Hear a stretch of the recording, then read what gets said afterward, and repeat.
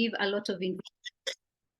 So I encourage that we take notes, we take a pen and notebook, if you have one around there, if you do your notes on some notepad on your laptop or your iPad, however, whatever works for you, just take the key things that will work for you, that stand out for you during this session.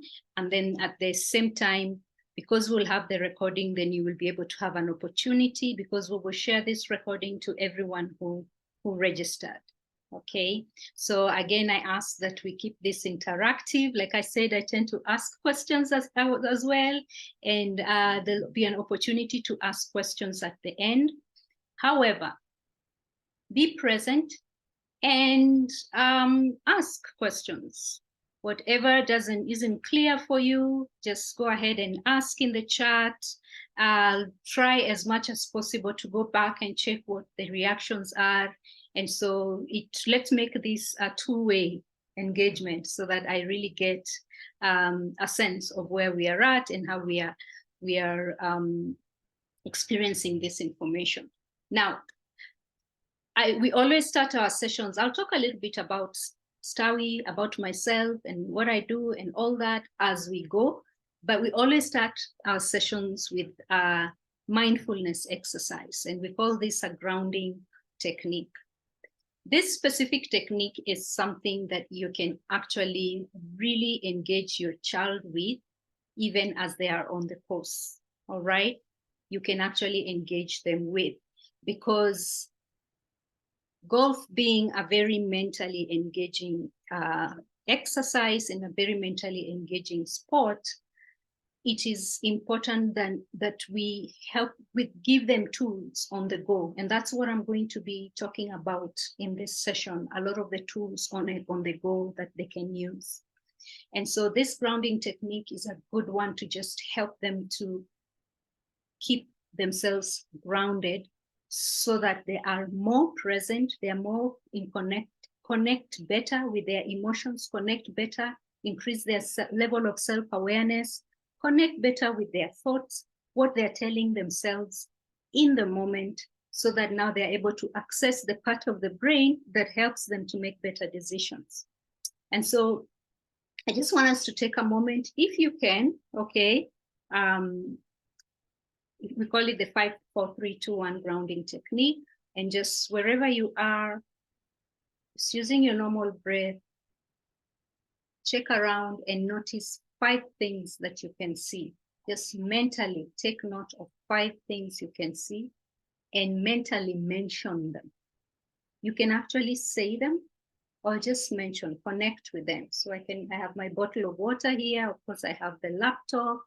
I have my ring light here. I have my phone on this other side, and I have a bunch of pens on my desk, among many other things.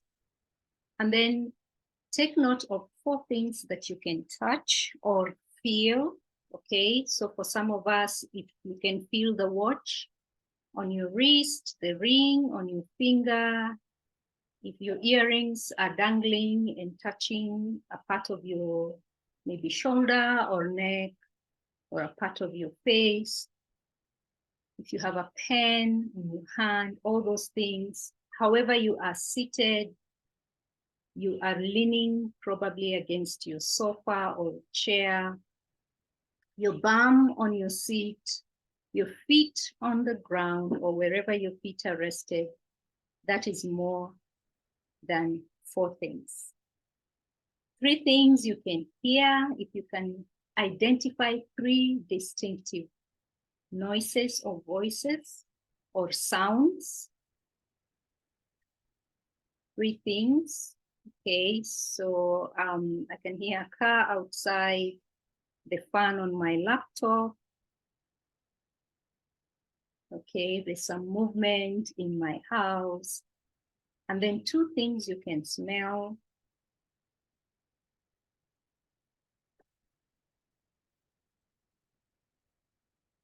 And finally, 1 thing you can taste. So this is an exercise we can use with our kids. whether we are practicing, whether we are with them as caddies, however we are engaging with them. This is an exercise we can use. We already did the Menti exercise. I don't know if we have any more people who responded, but I'm not going to go back there. So I have worked with parents of athletes, with parents of junior golfers, parents of high-performing children, parents whose children are in chess, in athletics, doing sports, and all that. And this is a sample of the questions that usually come when they come to me. How do I deal with meltdowns, especially after a loss, especially after not meeting their expectations? Or my child knows more than I do, and it makes me feel inadequate, and we get into power struggles, we get into arguments, because clearly they have all this information that I don't have, even if we are playing the same sport. Okay, how can I balance being present and letting them be? How can I balance between those two? Sometimes they want me there, sometimes they don't want me there. When they say that they want me there and I'm there and something doesn't go well, they start blaming me. So those are the conversations we're constantly having with parents of junior golfers and other kids in sports who are doing a lot of competitive sports. How can I be a voice of influence with so many other competitive voices, so many are competing voices? One of us has just said that the other kids cheat, and so he feels the pressure to cheat as well. So how can you be sure, how can you make sure that your voice is louder than those other voices there that they're hearing? And especially as they get into teenage, then the voices of their peers become even become even louder, become more distinct. They become what it is that they prefer and they listen to.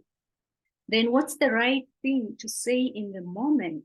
What's the right thing to say in that moment of a meltdown, in that moment when they feel they've messed up, in that moment where they're calling themselves names? Because sometimes they'll even speak it out. I'm so useless, I'm so stupid, you know?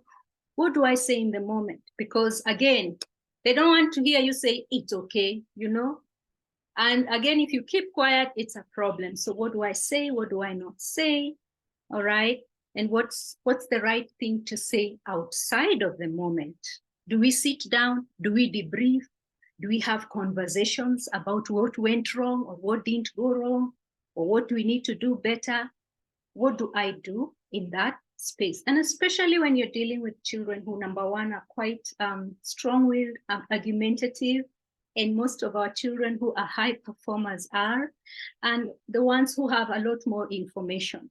And so we might find ourselves just getting so knotted up because they're always pushing and pushing against what it is we tell them, we are asking them to do.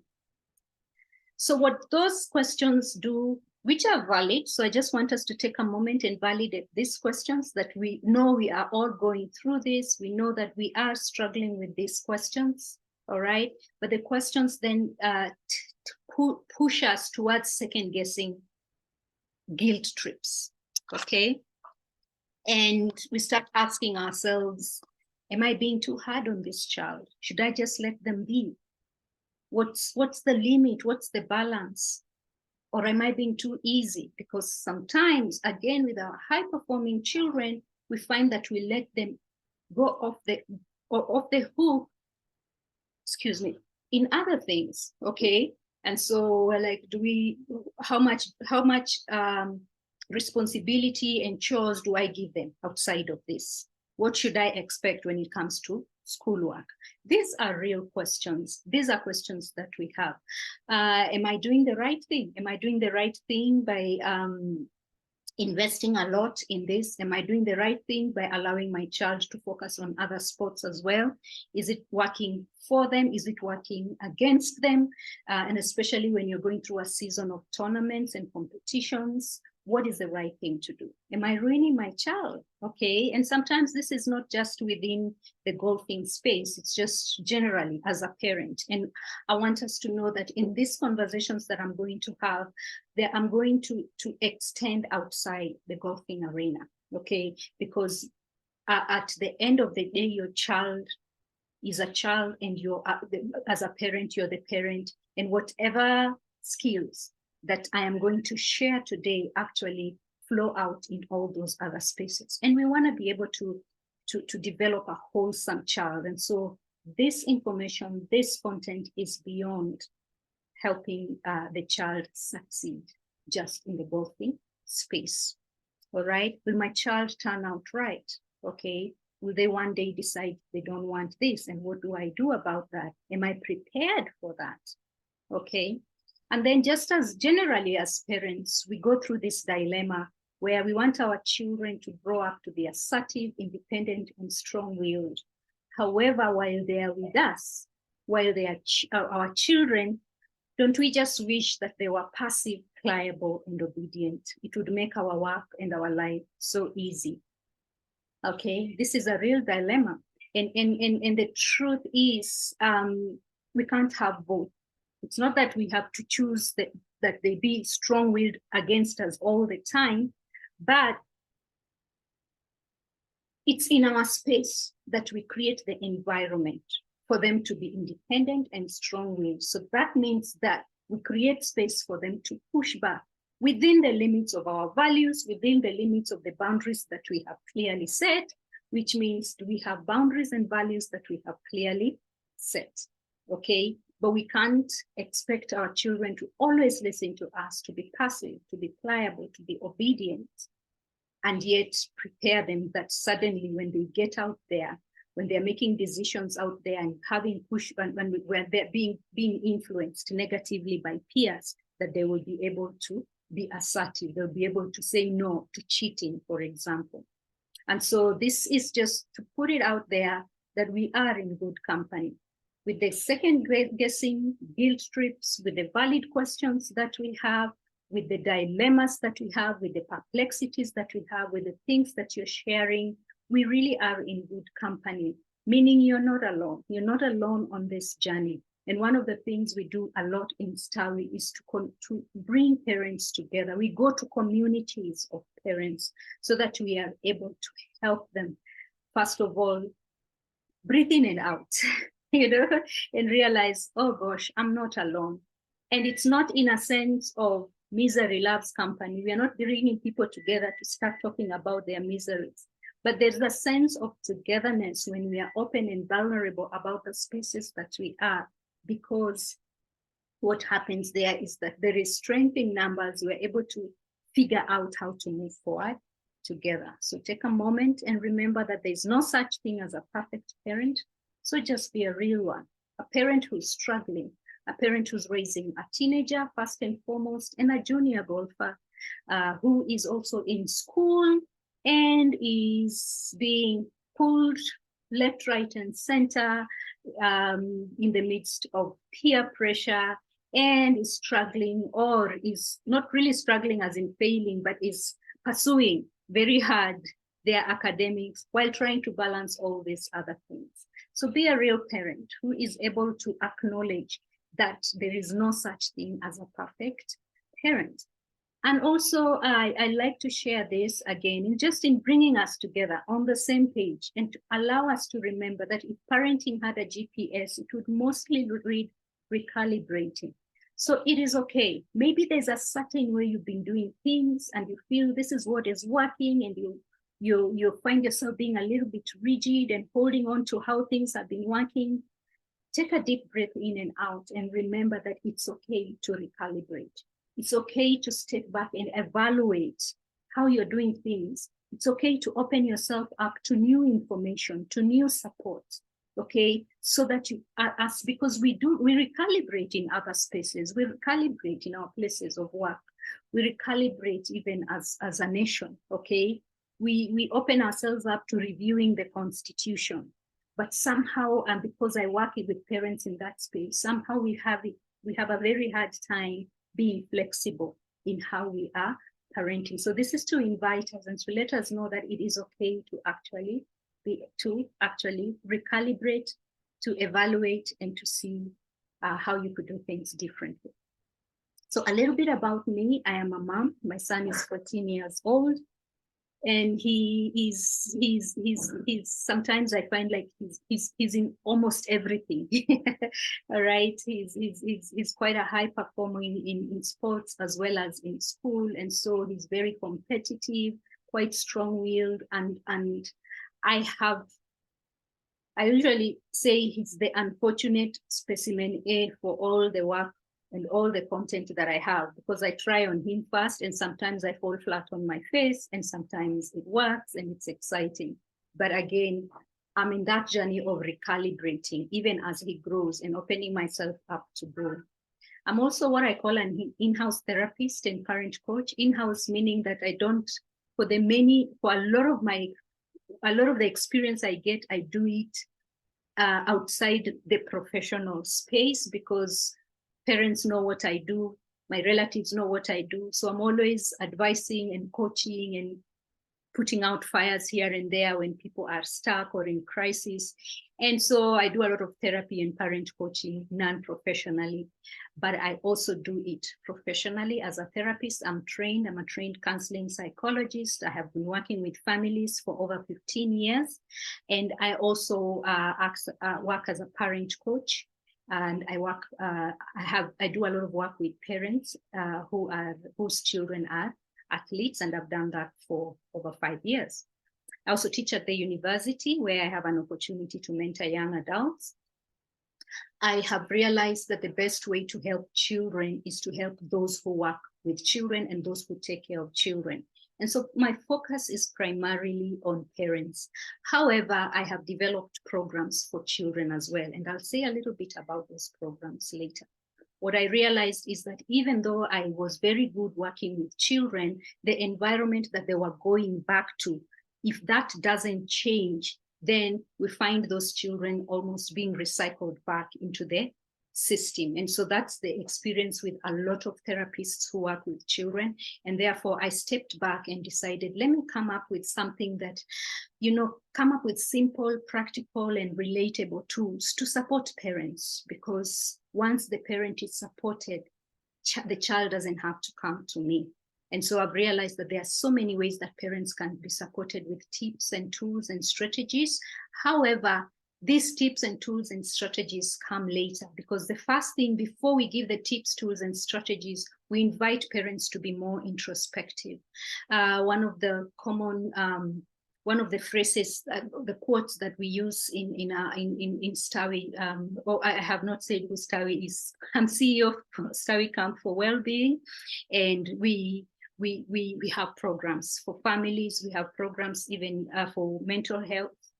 Break down mental health information in ways that are simple for families, for communities. And so coming into your space is such an honor for us to be able to do that. So we provide support to families so that they can thrive by giving them tools for emotional resilience. The first thing we do with parents is to help them get more introspective. And so one of the quotes that I like to use when I work with parents is one by Dr. Shefali, who is a coach, a parenting coach and psychotherapist. And she says that unless you are fulfilled, you will use your children to complete you. Unless you're fulfilled, you will use your children to complete you. Then she goes on to say, you will teach your children how to live with your fears, your brokenness, your emptiness, your past issues. She calls them forgotten lies. And then she says, all the while unaware you are doing so. And so a bigger part of the work that we do is to bring to awareness. We support parents to bring to awareness anything that they could be carrying that's getting in the environment of their children. Before now, we give them the tools to support their children. So we do that actually alongside together. So they get introspective, but they also are able to focus more on, so that they're able to use the tools. Because I know each one of us here, you have gone out there and you've read books, you've looked for tools. So we don't lack tools, tips, and strategies. But the tips, and strategies have to find a certain environment, a certain inner environment, which can propel you to actually be able to apply and to implement those strategies in a way that is effective, in a way that is sustainable, in a way that is long lasting. And so usually that is the longer route, helping parents to become more introspective. We don't like to go there, but we help you, we give you the tools to go there, because that's the only way you'll be able to get to a place where you're no longer fixing the symptoms, okay, and the issues that we are experiencing. So, so the long route is usually the shorter route in the long run, because now we are avoiding the cycles of fixing. Now, asking you to step back and look at yourself is usually uncomfortable, but because we want to fix immediately. And even when I have sessions with parents, they're like, okay, where are the tools? Where are the tools? Where are the tools? I'm like, tools will come, but those tools are very much more effective if you are able to, first of all, look at your inner environment and see what's going on with you. Where am I in my journey of self-awareness? Okay, so in this session today, we will give you tools. We'll also be asking you quite a number of questions that are self-reflective. Sometimes we have to step back and let go of the issues we're experiencing with our children, because we need to chase the why, not just for ourselves, but our children. So the other thing that we do is to help you understand, to help you be able to understand the why behind the what of our children's misbehavior. So I want you to think about the things that you have said we are struggling with here. And for those who have come later, write it down and begin to ask yourself, why is it happening? Okay, why is it happening? Just a minute, I'm not sure, I can't see the top part, so I don't know. Oh, okay, yes, here it is. The why behind the what. But let me turn off my video. Yes, the why behind the what, all right? And if you look at this image here, I like to use it to just help us begin to understand that there is more to what our children and our junior golfers are experiencing than what we are seeing. And what we see is usually 10%. And many times when parents come to me, they're looking for that fix. They're looking for that, okay, when a meltdown is happening, what am I supposed to do? And it's usually a very difficult answer for me, a difficult question for me to answer, because the bigger question is, why is the meltdown happening? And we might say, yeah, it's because they've lost, because they haven't, met the goals that they had set for themselves and all that. But there's again a lot more going on. And today I'm inviting us to journey. I'm inviting you to journey with me into the why behind the what, and as well as give you the tools to support you in how to deal with them. So when you look at this image here, I like this analogy. And when you look at it at the top, it looks stormy, it looks rough, it looks dark, a lot of is going on, and then there is a shark, all right? There's a shark fin. But underneath is a goldfish, and it's very, very calm beneath. And usually I use this analogy to help us to begin to understand that every misbehavior we are seeing, every struggle, every area of perplexity we are seeing with our children, most of the time we get triggered to the point where all we are seeing is the shark. You just want this thing to go away. You want them to stop being picky eaters. Why don't you just eat? You know what is happening? What happens to you when you don't eat, and you lose energy and all that. So most of the time we get triggered, we get impatient with our children. Why? Because, and at that point, what we are seeing is the shark. And so what we do in STARWI, and what I'm going to help you do in this session, is to invite you to really see the goldfish under the shark, okay? Sometimes it's not easy to see the goldfish under the shark during the meltdown, during the power struggles, during the times when they are disrespectful, they are not listening to us, okay? And we get to a point where all we see is the shark.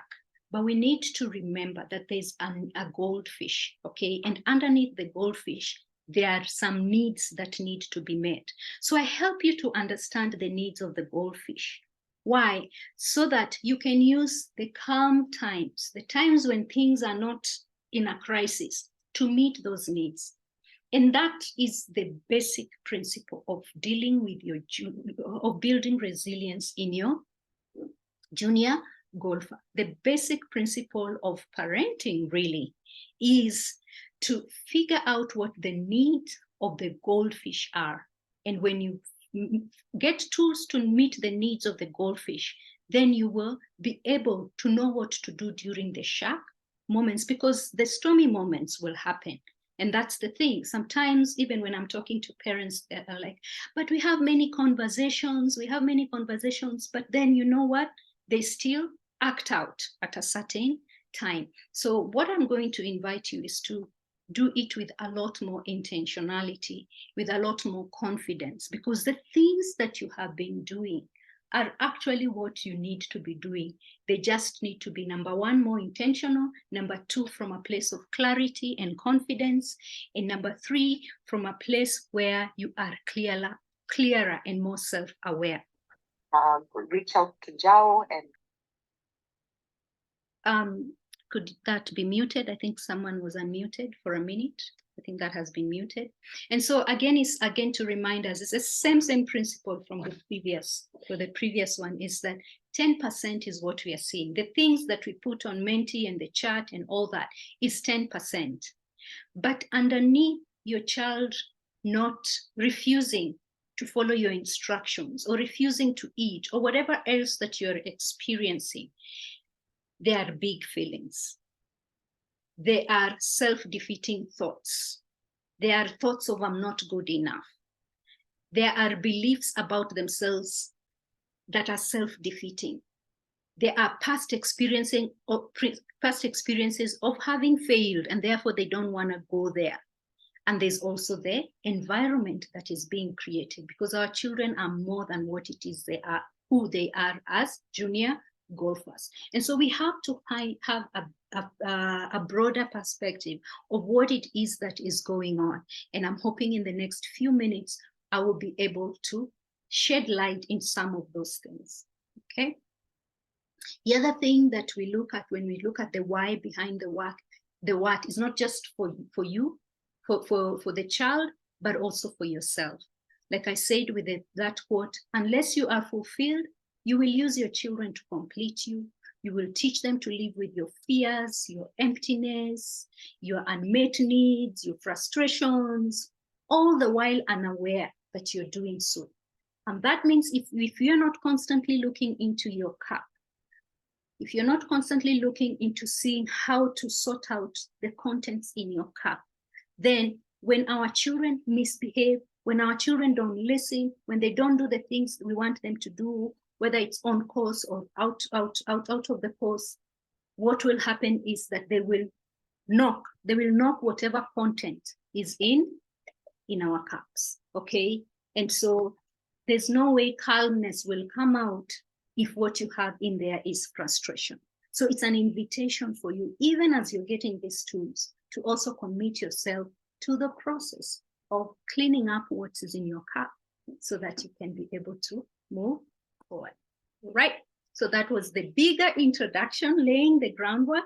So let us get down to the tools, the 3 essential skills needed to build resilience in your junior golfer. And I'll be honest, I really was looking for the 3 main ones and I couldn't nail the 3, so I came up with 4. So allow me today, we're talking about 4, and out of those 4 skills, 2 are for you and 2 are for your junior golfer. So I hope you are ready. I think I just would like to see a thumbs up, ready, or something in the chat so that I don't feel like I'm talking alone, okay? That's the kind of teacher I am. I like to hear what people are thinking. Just give me a thumbs up. Are you ready to move? Type in ready. Say, tell me yes, tell me go on, or tell me no, you're going too fast. So let me see a few of those thumbs up.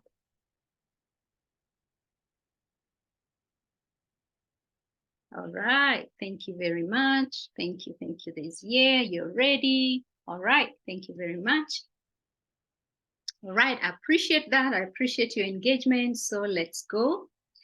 I like to share this research. Now that we're talking about resilience, all right? There's research that was done by a psychologist named Amy Warner, and she did a 40-year study over a period of 40 years. And she wanted to find out the impact of stressful life events on children. And just as it is with any research in behavioral science, any research that wants to really figure out what really causes behavior, what really causes certain outcomes, usually it's longitudinal, usually it's long-term, okay? So that we are saying for sure it's not this. This is what is the likely reason. So for 40 years, they followed these children all the way until they were adults. But these children were going through very specific situations in their lives, okay? So stressful events like family discord, just a minute. There was family discord. So there was a lot of fighting. There was just a lot of drama going on in the family. There was family mental illness. And there was history of substance abuse in these families. And this was ongoing for most of their childhood, okay? So when they checked in on them, because they were following them, after 40 years, they found that 2 out of 3 went on to have behavior issues, okay, substance abuse, and mental health problems, very much associated with the family discord, family mental illness, history of substance abuse. That goes without saying. The environment they grew in resulted to the outcomes that they had 40 years later.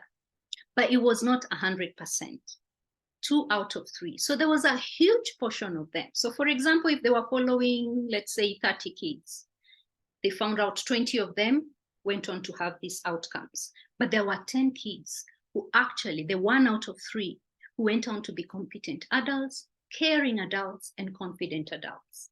And I think if you think about your junior golfer, I believe this is what you desire for them, to be competent, to be caring, to be confident, among many other things, okay? But this sort of just overall summarizes what it is that we desire for our children, whether they're junior golfers or not.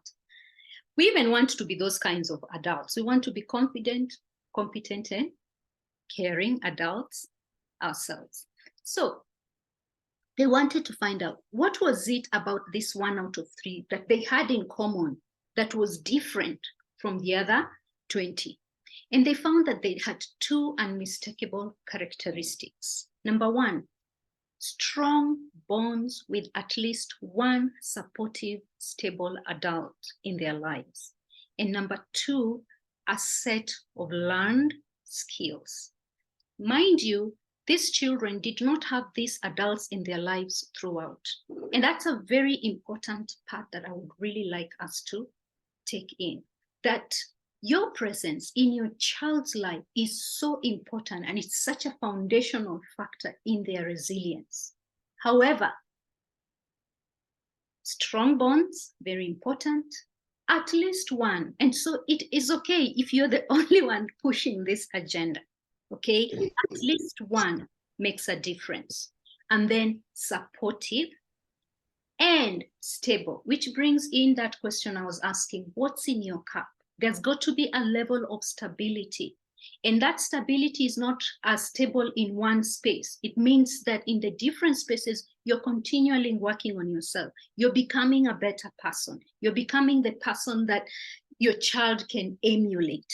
Okay, you're working on yourself. If there are things that you need to go for therapy for, or to do personal development for, to see a coach for, or to just, work on yourself, you do it so that you can show up as that stable adult. And then number 2, a set of learned skills. And so this session today is going to pick 2 skills and to support you as to become that stable adult, okay? And then 2 skills that you can give your children and your junior golfers to build their resilience. Remember, we are talking about resilience. So what this research really found out is that creating the perfect conditions is not the answer. We don't have to create perfect and isolate our children and put them in a little bubble so that we can give them the best, you know, and all that, because this 10 out of 30 or this 1 out of 3 didn't necessarily have perfect conditions. But if you go on ahead and you look at, you know, you can Google Emewana and just find out more about the research. What they're really talking about when they're unpacking a set of learned skills and when they're unpacking the supportive, stable adults, when you really look at them, is what I call low-lying fruits. They're things that are accessible, that are in our environment, but there's some intentionality that is needed. We can use ordinary interactions. Be intentional about our ordinary interactions to build resilience, okay? So even the skills that I'm going to give you, think ordinary interactions. Don't think too much creating perfect conditions. We want to make our lives easier. There's too many things that we are dealing with. Therefore, think ordinary interactions. Think being intentional about ordinary interactions. Being intentional about conversations that we are having, okay? Being intentional about activities that we are engaging in, and also being intentional about being in a community of parents, okay, that are speaking the same language, that are supporting one another, because we are meant, it takes a village to raise a child, okay? And therefore, community, we can't do this in isolation. So let's keep that in mind. Let's keep this slide in mind. Take a screenshot of it if you need to, because this is what's going to form the foundation of the tools that I want to share with you. Just to remind you then that it starts with you. It starts with you becoming that one supportive adult. It starts with you providing the right environment. It starts with you committing to work on yourself and to be more intentional, okay? Because these things don't just happen randomly, okay? And so the tool that I want us to start, that has to start with you, is what I call conscious connection, all right? So again, keep that slide in mind. Keep in mind the issues that you're experiencing with your junior golfer, and even with your other children, because sometimes you find that they are in multiple activities, not just in golf, okay? And so this, like I said, these are skills you can be using outside. They're extending to other children and other spaces, all right? So just remember that your child will respond better to you when they feel connected to you. Connection, I don't just call it connection, I call it conscious connection. Connection that is intentional. Connection that is through activities, through conversations, through the low-lying fruits that we have in our setting. So in and out of the course, our children will respond to us better when they feel connected to us. So again, put in mind the thing that you're struggling with your child, and let's go together through this tool, all right? Look for small ways of connecting with this child. Small ways, simple ways, one-on-one, all right? Again, we might say, yeah, but I have been connecting and all that. That's fine. Then be more intentional about that space. Then encourage yourself and be confident that the way you're connecting with your child is actually making a difference. Because sometimes we don't really see the small things as important, but they are. So let's look for small ways of connecting one-on-one. As much as possible, they should have nothing to do with your persistent area of struggles, also known as the spots, okay? How can you look for other ways outside this spot to connect with your child one-on-one? And what research is showing us is it doesn't have to be 6 hours of connection or 4 hours of connection or even 2 hours, not even an hour. Research actually shows that if you consistently have one-on-one connection time with your child for 10 minutes consistently, and here is the catch, parents, when you are fully present. That's what we call conscious connection, fully present. And more on top of that, let it be in something that they enjoy doing. So yeah, could it be good that they enjoy doing? Fine. But can we do it from a fun place? Where can we do it where I'm fully present, where I'm not thinking about all the mistakes that they are making or how they need to do it right? Can we connect? If you're able to do that, I say well and good. But what I advise parents is find something outside of your area of struggle and find ways of connecting. Let them teach you something. Let them fix something for you. Sometimes it will be something that they like to do online that we totally disapprove of. Okay, as long as it is not dangerous, as long as it is something not morally acceptable according to your values, indulge them. Allow them to teach you something. Allow them to teach you what it is that they are up to online, okay? Because we always have this space where we don't want to go there. So look for ways of connecting with your junior golfer outside of the areas of persistent struggles. 10 minutes, 20 minutes, don't make a big deal of it, all right? In a simple activity, pick something that they enjoy, all right? Because then you are cultivating positive emotions around that space, and our children begin to feel connected to us. Because the more pushback you are experiencing with your children, again, in or out of the sport, the more the need for connection, the more they're saying, my bucket is running, my tank is running low, all right? I need connection. We are wired for connection. Children are wired to respond to us better if they feel connected to us in other, and it will grow into other spaces. So my question to you is, what percentage of time are you spending with your child fixing, ordering, correcting, and directing? Have we made this sport the center of our lives? And therefore, there is a lot of anxiety we are bringing into that space, all right? Then you need to step back. If 70%, 80% of your time you're spending fixing, ordering, correcting, and directing your child, you're not doing well. It's time to step back and look for ways of connecting with this child. And like I say, low-lying fruits, keeping it simple, sometimes it's just about you being there. No conversation at all, just about you being there, all right? And so my call to you now is just to think about what other areas of connecting, where you are fully present, okay? Where you are fully present. So that is conscious connection, okay?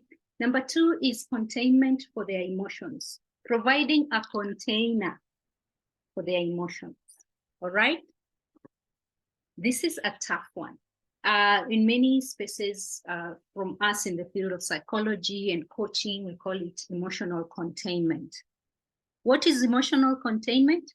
Emotional containment is where you as a parent, you learn to act as a container for your child's emotions, all right?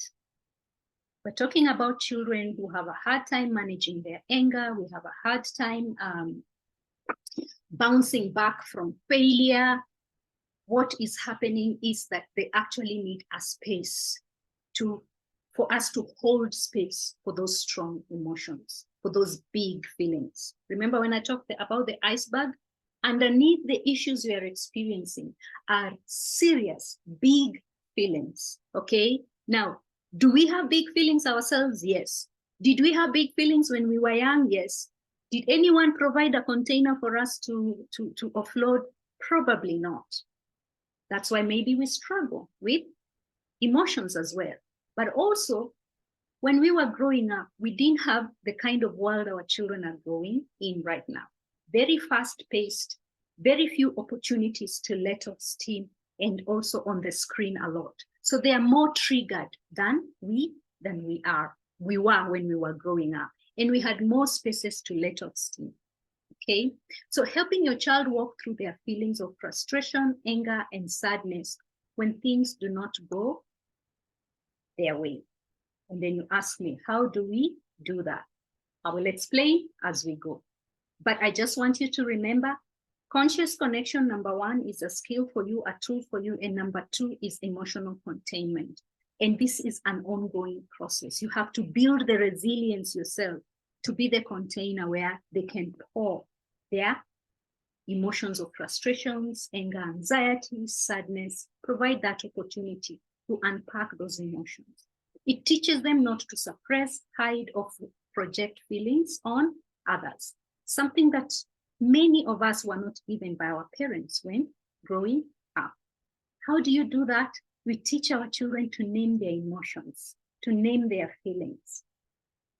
There's no one else who can teach our children emotional regulation as best, as well as we can. And that's why for me, my intention is to build a community of adults who can act as emotional containers for the children in their spaces. Okay, it's the foundation for resilience. So teaching them to name emotions. Again, I'll keep repeating these things as we go along. You will see them again and again. So don't panic if it doesn't make sense right now. I'll keep repeating them in the other tools.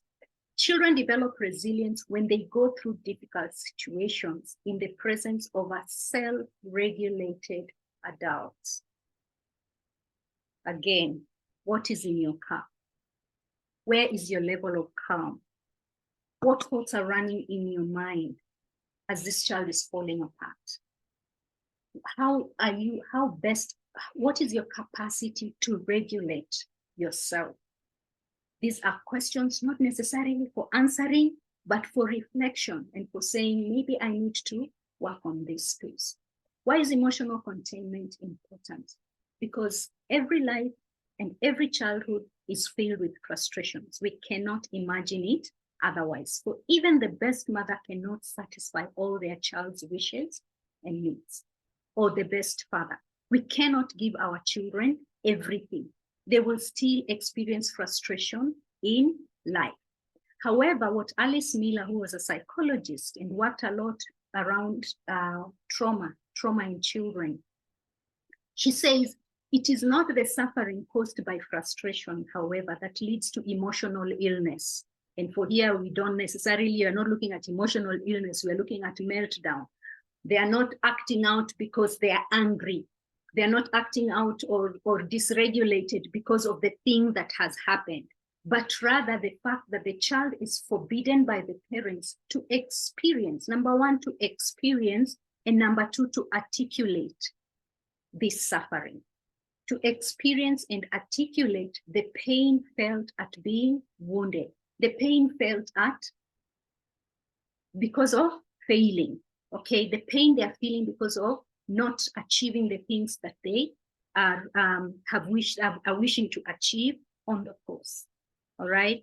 And therefore, it's important for us to show up in a way that our children are able to provide, to offload how they are feeling, name their emotions. How do we do that? We have to come from a place of understanding. So through those from those two skills and tools that I've given you, conscious connection and emotional containment, we are able to nurture the two key ingredients of resilience. The two key ingredients of resilience are self-awareness and self-regulation. We very much, in many spaces, we have misinterpreted the term resilience. And we feel like resilience is being able to bounce back quickly and move on and show a level of toughness maybe gritting your teeth through this. And even parents ask me, so when she falls apart and she's crying, what do I do? Because we always look at that as a measure of weakness. Actually, letting a child have a good cry helps them bounce back faster. But we are unable to do that because we ourselves are unable to handle strong emotions. A lot of the things that I'm talking to you about here, these are things that we need to create an environment for us to cultivate those tools as well, okay? And like I said, when I started, we need to step back and look at the bigger picture and take the longer route, because the longer route is eventually the shorter route, because it helps us avoid those cycles that we keep seeing. The longer route is uncomfortable because it forces us to step back and not to refrain from fixing immediately. And therefore, to nurture this resilience, because resilience is an inside out job, okay? A lot of science is showing that the foundation of resilience is two: self-awareness and self-regulation. And those are the tools that I want to help us to guide us into understanding, in cultivating those ones in our children. But even as we are cultivating them in our children, they have to work through us first. So let me give you a very basic lesson about emotions. Because for us to be able to develop resilience in our children, we have to understand how these emotions are processed and what's going on. And it makes such a difference when you see your child's meltdown in light of what's happening in their brain.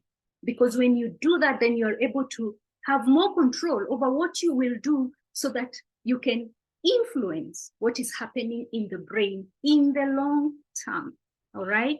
So there's a very basic way of understanding the brain that we use both with adults and with children, and we call it the upstairs and downstairs brain, okay? Dr. Dan Siegel, who is a psychiatrist and as a neuropsychiatrist, has done a lot of work on parenting, breaks down complex parenting information to parents in a way that really, really supports parents to show up better for their children. He talks about what he calls the hand model of the brain. So stay with me, just do this emotions 101, because it forms the basis for how we will support our children, okay? It gives us the why behind the what that I'm going to give you. Now, if you look at the brain, okay, now I have, let me turn my camera on so that it makes more sense.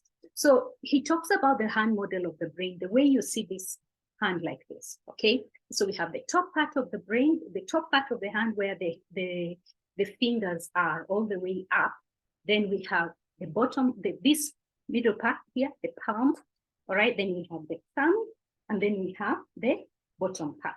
So the bottom part here, you know, from the wrist down, he calls it it's called the brain stem, okay? It's called the brain stem. Very simple way of understanding it. This is the one that is most developed at birth, okay? This is the one that is connected to the spine and to the rest of the body, all right? And it's responsible for the fight, flight, freeze, faint response mechanism. So you get information from the environment. Sorry, I didn't mean to do that. You get the information from the environment.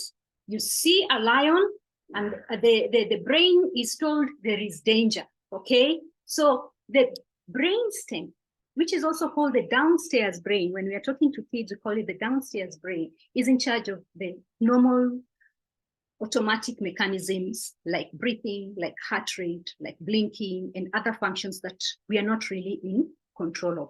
That is where, that's the part of the brain it's in charge of that. It takes information from the environment and sends this information to the limbic region. Now, which is the limbic region? Stay with me again. The limbic region is this middle part here, okay? It's still part of the downstairs brain. So we have the limbic and the brainstem, all right? So I hope I might, sorry. I need to go back and be sure that my video is on. All right. So this one is present at birth. the limbic brain, which is part of the downstairs brain, develops around 2 to 3 years. And that's when the tantrums start to kick in, all right? Why? Because something new is happening. It's also called the emotional brain, all right? It's responsible for feelings of emotions, the emotional system of the brain. It also has our memories. Last time I didn't get what I wanted because of how I did it, and therefore I'm not going to listen to you. So don't tell me what to do this time. Let me just do it. It's because that memory has been stored in the limbic system. All right. It's also responsible for motivation. If we want to motivate our children, we have to motivate them around their emotions. All right. And that's why, again, when they feel connected to us, because the connection happens at the downstairs brain, then they can respond to us better. The brainstem and the limbic area work together to create the emotions that drive our behavior. All right. And I'm giving you this in the simple way I can. This is the same information we give your kids when they come to our camps, and it's very exciting for them. All right. And then we have the top part here.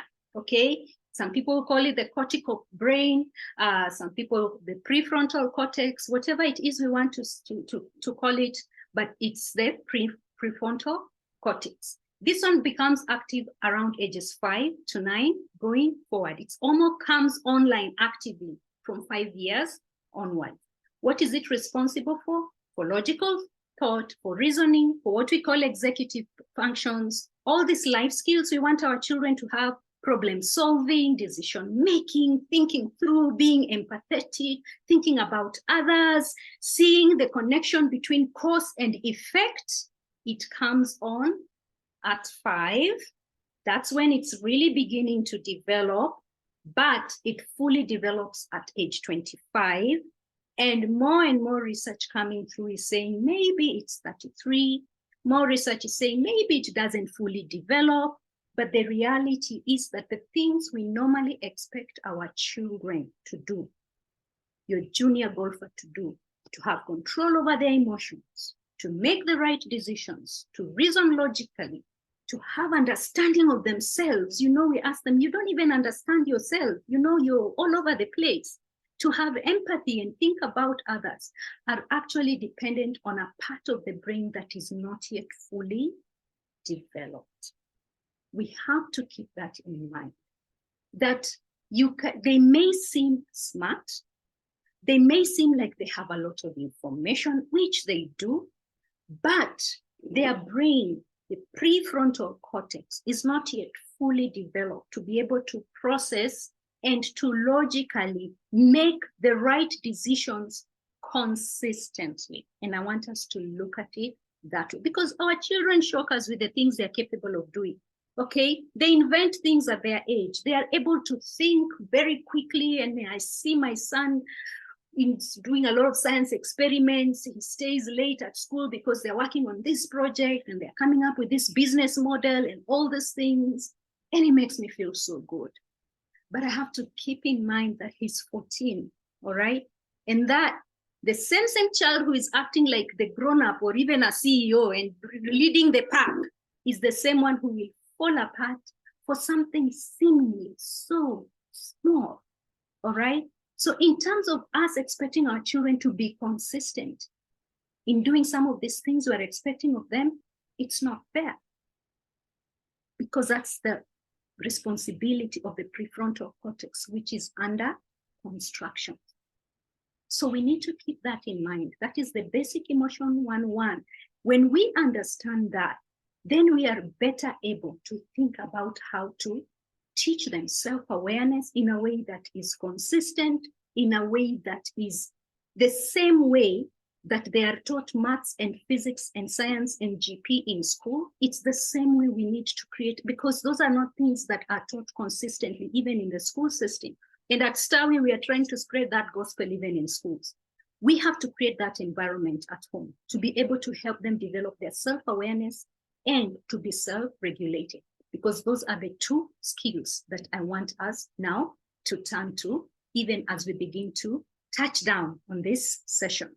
What is self-awareness? Self-awareness is the conscious and non-judgmental awareness of feelings. It's conscious I'm aware of it. And then number two, I'm not judging it as good or bad, because emotions are neither good or bad. We don't rank joy higher than anxiety. Emotions just are, all right? And it's important for us to have no sense of judgment when it comes to emotions. Emotions are there to tell us something. And therefore, it's important for us to name them, to pay attention to them, so that we can move forward quickly, okay? And not just your emotions, but also your thoughts, because our thoughts come from our feelings. I mean, our feelings are driven by our thoughts, and our thoughts are driven by, are connected to the sensations we are having in our bodies.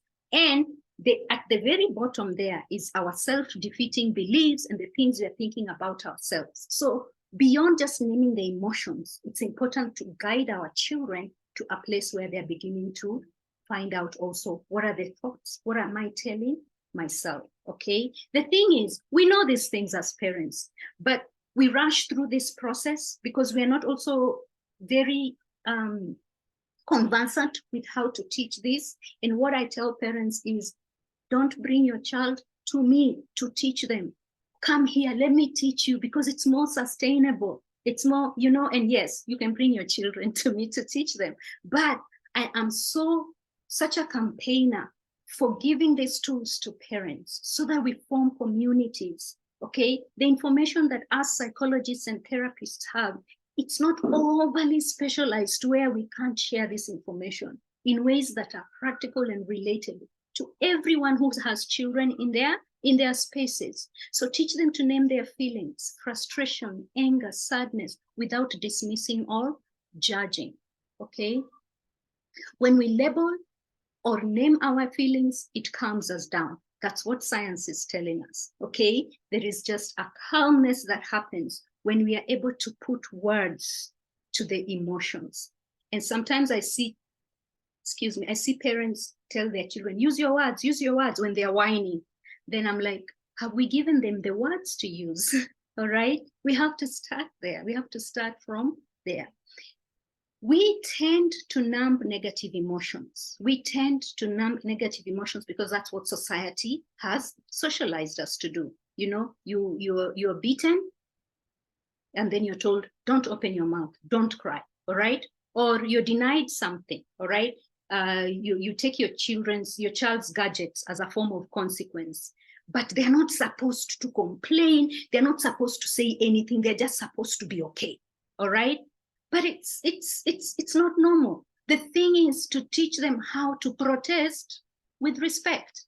That is also a skill, all right? But let's have this is where emotional containment comes in, all right? And so when we numb negative emotions, what we refer to as negative emotions, we're training the brain to numb even the positive ones. So when we are in a hurry to get our children to be happy, to be joyful, to be okay with the losses that they've experienced, we need to first of all ask ourselves, have I been a container for them to articulate the suffering first? Because that is foundational to experiencing the positive emotions. All emotions are processed in the same place in the brain. So when you're numbing one, you're teaching your brain to numb the other. So you're numbing everything. That's why emotional containment and self-awareness is very important. So what self-awareness does, it's the foundation. Self-awareness then leads to self-regulation, okay? Which is now our fourth skill. 2 skills for you, 2 skills for your junior golfer. Self-regulation is the ability to manage emotions and respond to experiences in the moment in a way that is flexible and does not harm yourself and others. You know, we are told, be angry, but do not sin, all right? So there's permission to experience that, but in a way that is flexible and does not harm yourself or others. Both self-awareness and self-regulation are fundamental skills for resilience. We cannot regulate what we are not aware of. Okay, so we want our children, and we do that. Tell them, calm down. First of all, allow them to articulate their suffering, all right? Because the moment you say calm down, you're adding to the anxiety, all right? And yes, they might calm down, but mostly because they've suppressed it. And we're seeing more and more children experiencing mental health distresses because of their inability to articulate the spaces of frustrations that they are experiencing. So Dr. Daniel Stiger, the one who talks about the hand model of the brain, says when we name it, we are able to tame it. And that's like a mantra that we use even with the children that we work with. You can only tame it if you are able to name it. So children are able to make better decisions on the course, outside of the course, when they have had a chance to work through their emotions. And that is why it is important for us to provide the emotional containment, okay, work on ourselves, build our capacity to be able to hold space for our children's meltdowns, okay? Why self-awareness and self-regulation? I think I've said over and over the importance that they are the foundation for resilience, all right? In fact, there's a third skill that would take so much time called self-motivation. But we always run into self-motivation quickly without realizing that, first of all, we have to go through self-awareness and self-regulation. So self-motivation is the one that really helps in making the right choices, making good decisions. But without the foundation, we are not going to be able to be effective. So without self-awareness, we have limited choices. Awareness gives us choices. Oh, this is anger. All right. Okay. This is frustration.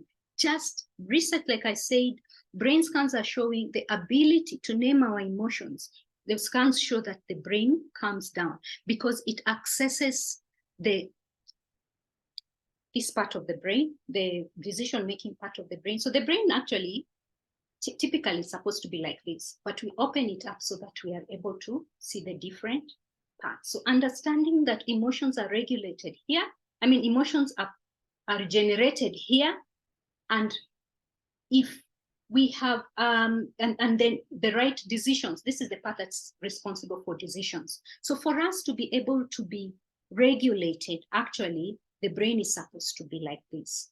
When the brain is like this, it means it's dysregulated. It means that you have received information out there that there is danger. So when a child is having a meltdown and hitting their club and breaking and calling themselves useless, the message that the brain is receiving is, I've seen a lion, I've seen a lion. Let's get into fight, flight, or freeze mode. Let's fight, let's cry, let's run away, let's do all those things. And so how self-regulation works is to help a child calm down, okay? And when they breathe in and out, for example, when they name their emotions, for example, the way that their brain had disengaged like this, it slowly comes back and becomes a whole. And we want the brain to keep staying like this. And this is something, again, like I said, we teach your children as well, okay? When we label and name our feelings, it calms the brain, it calms the nervous system, and the brain becomes regulated. So when they're having a meltdown, it's dysregulated. Daniel Siegel says, you've flipped your lid, okay? It's like the brain's lid has opened up, all right? And there's quite a bit of physiology to it that we really simplify for the kids. When the brain is calm, there's access to the prefrontal cortex, which is responsible for decision making. So when we are calm, it's like now this part, the downstairs brain and the upstairs brain are working together, and that's what you want to happen, that you want them to access this part of the brain. But where they're highly dysregulated, highly triggered, then all the blood goes to the lower part because it needs to prepare you to fight, to flee, okay, to freeze. And that's not the time to try and talk to reason out with them. It's like it's this part, the reasoning part is mteja when they're having a meltdown. So you need to appeal to the emotional brain. And as you appeal to the emotional brain through these exercises of self-regulation, slowly by slowly, then it becomes more regulated, and then they are beginning to have choices. They're beginning to think through what it is they need to do. Okay, it sounds technical. I hope not too technical, but I want to give you as relatable information as possible. Then we see how we can practically use it in our everyday experiences. When we continuously exercise the prefrontal cortex by using self-regulation techniques, okay, we are growing the muscle of self-awareness. We are growing in a place where we are becoming more and more regulated over time, because the brain is a muscle, to where it will get to a point where even if they experience a failure or a setback, they are quickly able to figure out what's going on, do what they need to do quickly, bounce back from it. This is what resilience is about. Resilience is not about just telling yourself, I'm okay, you know, bouncing back. This is how you do it, and it's through more and more practice. So during childhood, the prefrontal cortex is still immature, like I said, okay? And it's not very active. This part, the emotional part, is the one that is active, all right? The one that seeks pleasure is the one that is active. So it is our job as parents to be our children's prefrontal cortex, to teach them how to calm down, to give them the tools that they need to calm down. And then more and more, they then get to start preempting what is coming. That is what teaching is. Teaching is repeated and repeated until they become familiar about something. Then they begin to know, oh, I don't have to count 1, 2, 3, 4 when I'm doing 2 times 2, okay? At some point, 2 times 2 becomes 4 very easily, because the brain is being practiced. There's a practice that's going on. It's the same way when it comes to emotional resilience, okay? So then they can stop and choose a different response. And this applies to us first, all right?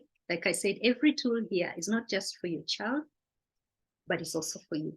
When do we teach self-awareness and self-regulations? You have 2 options. You can teach it during the moment.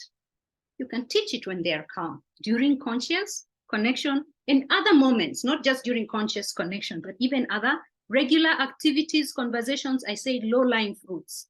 So it's up to us as parents to think, where do I get this opportunity? How do I, and don't, again, you do overdo it.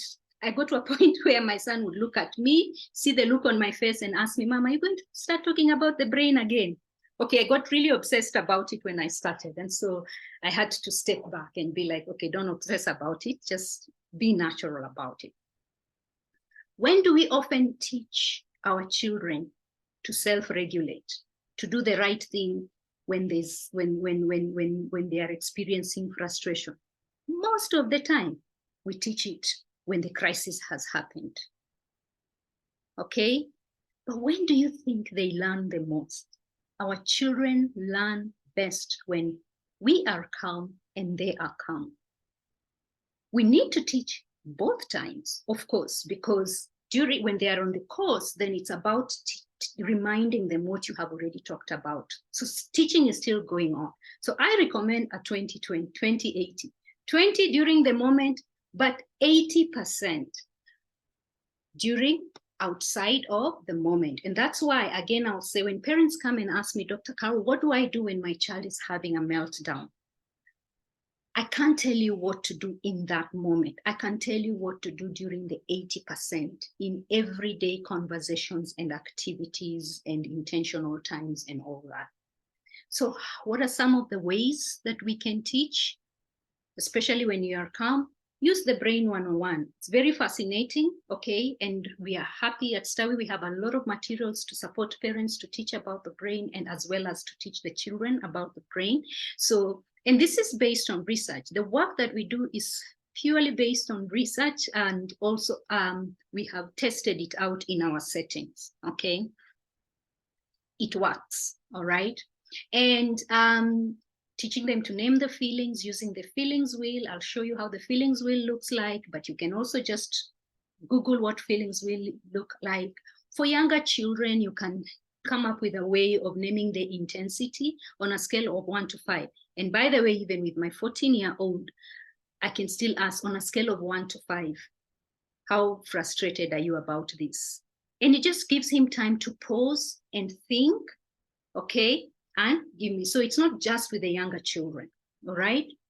With the younger children, you can talk about where they feel it, where are you feeling it, where do you usually feel the frustration and all that.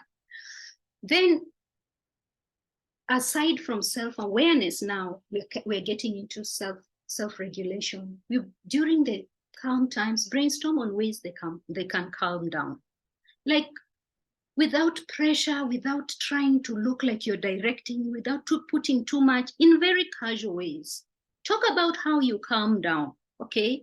We have a chart called the A to Z of coping. There are many charts anyway. It's not just with Stowie. You can check out online and see ways of coping and have conversations around how they can cope.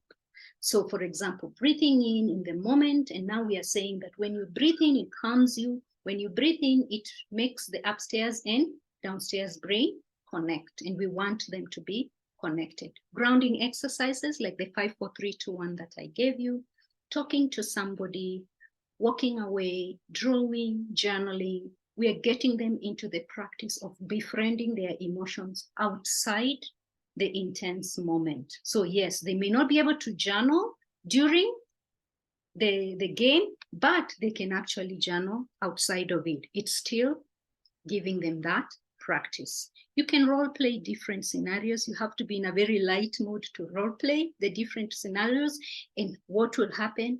Preempt for them, preempt and say, this will feel frustrating. And when it does, what do you think you can do? So we are normalizing conversations about emotions. We're normalizing conversations about feelings because that's the only way they'll develop their self-awareness. There are many books, there are many movies. You can watch the news where someone fell apart because of anger and you can have conversations around that. Just use whatever is in your environment. And then when they do it right, point it out. When they do it right, point it out. Make sure, I keep saying, I tell parents, water what you want to see grow. So even if it happens only once or twice, please make a big deal out of it, okay? And help them begin to process about why that was the right way to do it. And then help them to explore their feelings, their thoughts, and their beliefs, okay? This is also something, an exercise that you can do outside of the moment, right? During the moment, because the moments will come even when we have practiced and we have done all these things. But he have said 10%, but 20% of the time is when you can really teach that.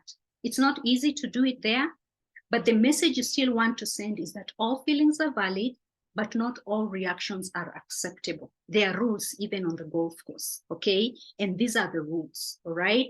But even as they experience it, can you hold space as they let off steam without you judging or dismissing and looking at it as bad, okay? Within the premise of what is acceptable, can you keep your calm as they are falling apart? That's the biggest question here, all right? What is your threshold on what is unacceptable? There are things that are unacceptable. There are things that are disrespectful, and they need to know what is disrespectful and what is not, what is allowed on the golf course and what is not allowed. All these conversations need to be had during the calm times. In the moment, gently remind them about the calming techniques. Of course, this might not work for everyone, but these are some of the suggestions that you can say. You seem upset, you seem frustrated. What do you need to calm down in the moment? Or I'm going to, whatever is it we discussed earlier, I'm going to do it. I'm going to walk away like we discussed. Okay, I'm going to hand you a bottle of water for you to sip because that also helps you calm down like we discussed. Okay, so this reduces the back and forth of, I don't want this, why are you doing this? Have many conversations before in light of what it is that we are talking about. Whatever it is that you have done is disrespectful, it is unacceptable. So you can say that. You can say that in the moment, all right? Why? Because you've already comfortably discussed it, all right? You can give consequences that need to be given in the moment, and that's not just within the golfing space, but in any other space. In the moment, you can still give consequences as long as we've had discussions from a place of empathy and understanding. As a parent, you can say, I do not feel very calm right now, so I'm going to walk away. I'm going to end this discussion. But always revisit these issues during the calm times. And my question is, how will they learn to regulate unless they see it modeled? What we expect our children to do, we should have the capacity, we should be several steps ahead in working on them. Not perfect, okay, but working on it continuously. And so this, again, to just remind us that to be able to build resilience in our children, we need to focus on the needs, meeting the needs of the goldfish during the calm times, so that we are able to have less and less of the shark moments. All right. So the three skills here, or the 4 skills: conscious connection, emotional containment for you, and then self-awareness and self-regulation for your children. Okay, so we are working on, just as I finish up, we're working on a program that will be able to support. I know I have gone through a lot, I've given you a lot of information, but this can be broken down in a program that supports your children. And because for us, we do 360, we work with both parents and the children in the Golfers Edition, just based on the fact that we are helping you to be a supportive, stable adult, and we are also giving you and your children a set of learned skills. We provided a structured environment that gives those two, to ensure that every junior golfer is equipped with a set of skills over time. And we also want to empower every parent, every coach, anyone who has children in their space, to become that at least one supportive adult in their lives. And so what we have here, it may not be clear, but it's a session, it's a 3-hour session that has been designed, where we'll separate the children and we'll separate the parents, and we have a half-day session where we engage both of you in a deeper way in this. And when we can also come, to your club, we can come and work with you wherever you are, for a longer term engagement. Just remember, one of the things we really look at is the iceberg. So we talk to your children about the iceberg and about their big feelings. We help them unpack their self-defeating beliefs, unpack the past experience, and so that we can provide the right environment for them to thrive. Here's an example of an emotions wheel. We use this also with your kids. We also teach them brain one-on-one, the hand model of the brain, and so many other things, because research has shown children who are self-aware, children who are able to understand what is going on with them, are more resilient. But on top of that, resilient children have self-aware parents, okay? So again, very, association is very clear that for us to have resilient children, it comes with self-aware parents. That is the end of my conversation. I will like, if you are interested in the program, I don't know if my team, anyone is there from my team, you can just put in the chat the link, and you can follow that link and just give us your information. You can take a screenshot of this so that you can take our contacts and look us up and see the activities that are going on. And then I'm open to any questions that you may have. I've gone a little way beyond the time that I had hoped to use, but I'm still here. Feel free to log out if you must leave, but if you want to stay and have conversations and have questions, I'm going to stop the recording, and I'm open to any conversation, how you have experienced this session and what questions you may have. I can see there was also an opportunity for the panelists who were there last Monday to speak. I don't know if Mercy, you're in a position to say hello.